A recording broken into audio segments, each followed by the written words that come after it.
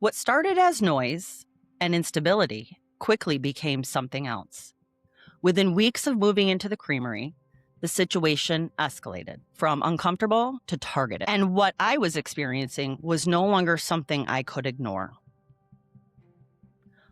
Welcome to Justice with Jen. I'm your host, Jennifer Dayton, founder and executive director of the Kalamazoo Justice Project. On this podcast, I examine how housing systems, public institutions, and lived experience intersect in ways that shape people's lives. Today's episode continues the story of what happened inside the Creamery Apartments in Kalamazoo, Michigan, and how the situation began to shift from instability to something far more intentional. Once Christmas was over, the screaming in the hallways, the police lights outside my window, and the shouting from apartment 317 had mostly subsided. I hoped the worst had passed. New Year's Eve was quiet, and for a moment, I believed things might finally settle down. Maybe the building would start to feel more like home. But peace at the Creamery was always short-lived. The tension from Christmas Day did not dissipate. It merely hid, waiting for another opportunity to reveal itself. By the first week of January, it returned. What happened next shattered any sense of safety I had left and revealed how deeply the problems in this building and its systems really were. It was just after 7 p.m. on a cold Sunday evening when my daughter asked to go downstairs to the gym on the second floor. Things seemed quiet, so I said yes. My son and I were in our third floor apartment unit when suddenly I heard pounding on the door of apartment 317, a teenage voice yelling, "Open up! Open up! They came up here to kill Trey!" The words echoed down the hallway. I didn't know who Trey was. Later, I learned he was one of the minors connected to Gloria, my next-door neighbor. However, the panic in that boy's voice made my heart stop. Then I heard Jerron, Gloria's adult son, who lived in apartment 313 down the hall, shouting for help. "Somebody in 316 or 318, call 911. I started searching for my phone and realized it was in my car. Inside my apartment, my little boy was terrified. I could hear feet running, doors slamming, and shouting. A 14 or 15-year-old who lived with that family, the same minor who had cornered me in a stairwell a week prior, had made sexual advances towards me, came into the hallway shirtless, holding a steak knife. Through my peephole, I could see him waving it as if daring somebody to come closer. A man I didn't recognize, maybe in his mid-20s, somehow gained access to the building and began shouting threats at the minor and others in the third floor hallway. The scene was chaos, filled with yelling and screaming. My daughter was still downstairs on the second floor, and I didn't know if she would walk right into it. I locked the door behind me, ran through the chaotic hall, down to my car, grabbed my phone, and called 911 from the back parking lot. When I returned, I was shaking. As I stepped back into the hallway, my fear turned into fury. I began shouting at everyone in the hall. I don't even remember the exact words, just that they came from deep frustration. "I'm so sick of this. I am so sick of this shit." Within minutes, 4 or 5 KDPS, Kalamazoo Department of Public Safety officers arrived.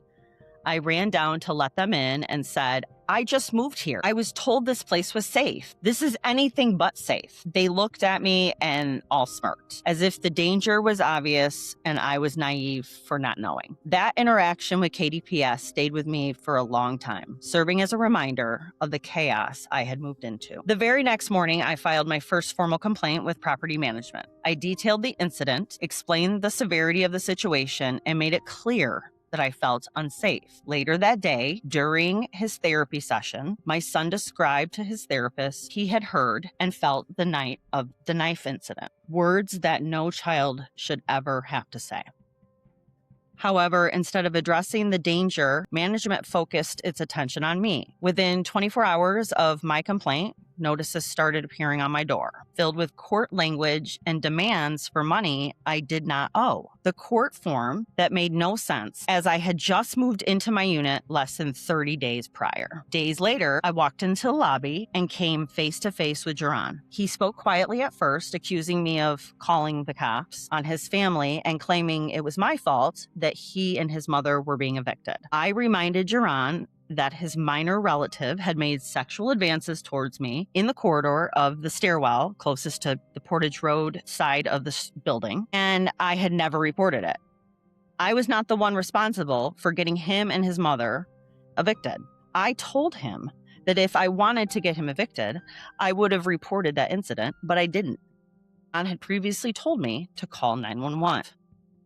The confrontation was brief, but the message was clear. I felt I was being watched. The harassment did not stop. It continued in the hallways.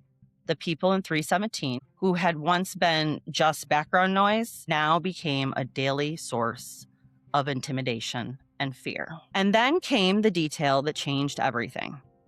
I learned that another tenant, one of Gloria's sons, had been charged in connection with the fatal shooting of another alleged tenant on November 9th, 2024, at Howard's Liquor Store down the street from the Creamery. Just 12 days later, on November 21st, 2024, I toured the Creamery for the first time and was repeatedly assured that the building was safe.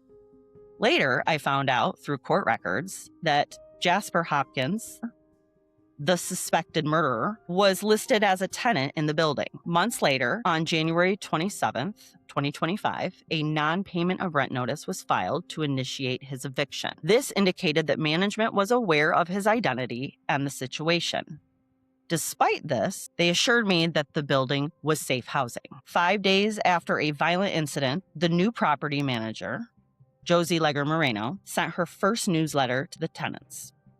Rather than addressing issues of violence, police presence, or safety, the focus was on marijuana use in the building. Signs were posted, meetings were held, and threats were made regarding this matter. However, when it came to tenant safety, there was silence. As I read the murder article, holding the newsletter in my hand, I felt sick. I had sold my home and moved my family into a building where chaos wasn't just tolerated, it was enabled. Amid all of this turmoil, I was desperately trying to create a better future. Homecrest & Company was meant to be my chance at stability, an opportunity to provide for my children with something better. On January 14th, I withdrew my offer for a retail space in downtown on the South Kalamazoo Mall. It was a prime location with significant potential, but the constant stress stemming from the Creamery made it clear that I couldn't manage this lease successfully. I was juggling intimidation, harassment, and daily violence both inside and outside the building. The next day, on January 15th, I finalized the sale of my home on Homecrest Avenue. That house, located in Millwood, a middle-class neighborhood in Kalamazoo, had been the foundation of my stability. Selling it provided me with equity and a chance to rebuild. The check I held was not just money. It represented my second chance. Yet, as I deposited it, I couldn't shake the sinking feeling that I had traded stability for a nightmare. By late January, harassment had become a routine issue. Management stopped addressing my safety concerns, and the neighbors in 317 continued their troubling behavior throughout the building without any consequences. On January 21st, I reported the incident of sexual harassment involving a minor who didn't even live on the property. Days later, I emailed Bonnie Ray, the regional manager of KMG Prestige Property Management, to request a meeting regarding my escalating concerns. However, before the meeting could take place, I decided to cancel. It had been clear that no one intended to protect me or my children. On January 29th, I submitted my 30-day notice to vacate. I had invested thousands to move in, and I had nowhere else to go. I didn't want to give up, but emotionally and financially, I felt trapped. This was the first time I had informed property management in writing that I was self-employed, highlighting the ongoing disruptions and poor moving conditions that had begun to significantly impact me financially. February brought new challenges and betrayals. I reported a growing mold problem in my unit. Management scheduled a visit, but then claimed they had stopped by, but no one was home. I reminded her that we had discussed in detail over the phone. I had informed her I would not be home and had specified where the mold was located. This lie wasn't just insulting, it revealed a troubling pattern. Verbal conversations became excuses to evade accountability, leading me to refuse their phone calls from that point on. On February 12th, during a routine doctor's appointment, I informed my primary care doctor that I no longer felt safe at home. The unsafe living conditions, constant police presence, and unresolved mold issue were still affecting me. Additionally, on February 14th, my washer broke down, leaving wet clothes trapped for days. As a result, my mental health was deteriorating. Despite everything, I kept moving forward. On February 1st, I signed a commercial lease for a storefront at 246 East Michigan Avenue with a projected grand opening scheduled for April 4th. However, the reality was much darker. When I filmed the podcast for Furniture Success, I wore headphones to drown out the noise from the hallway and the screaming from next door. The instability in my home life was seeping into my work every day. In early March, a podcast episode with Ahmet Yavuz was released, in which I discussed content regarding the store. I had completed most of the interior painting and shared progress that illustrated how my vision was coming to life. But at home, my 13-year-old daughter was followed through the hallways by a man who repeatedly asked her invasive questions. This was the second time she had been harassed since we moved in. When she told me what had happened, I felt a part of me break. I could endure harassment and intimidation, but when my daughter became a target of complete strangers, I realized the damage was no longer mine alone to bear.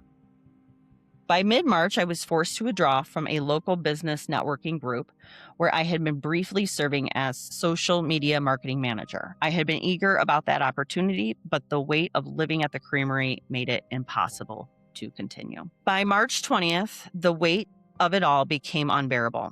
The harassment, violence, unsafe living conditions, intimidation, lies, repeated sexual misconduct, and the silence from those who were supposed to protect us. It was consuming every aspect of my life. This situation was destroying the business I had worked so hard to build for the past 2 years. I had sold my home for a dream that now felt out of reach. And I had signed a commercial lease while fighting to feel secure in my own apartment. Looking back, this was the turning point, the moment where confusion gave way to clarity, where what I had tried to explain away could no longer be ignored.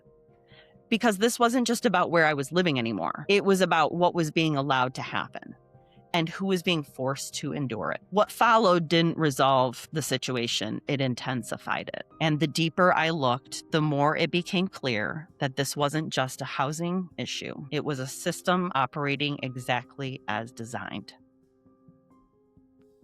Thank you for listening to Justice with Jen. I'm Jennifer Dayton, founder and executive director of the Kalamazoo Justice Project. If you want to follow the full investigation behind these episodes, you can read my writing on Substack and through the Kalamazoo Justice Project.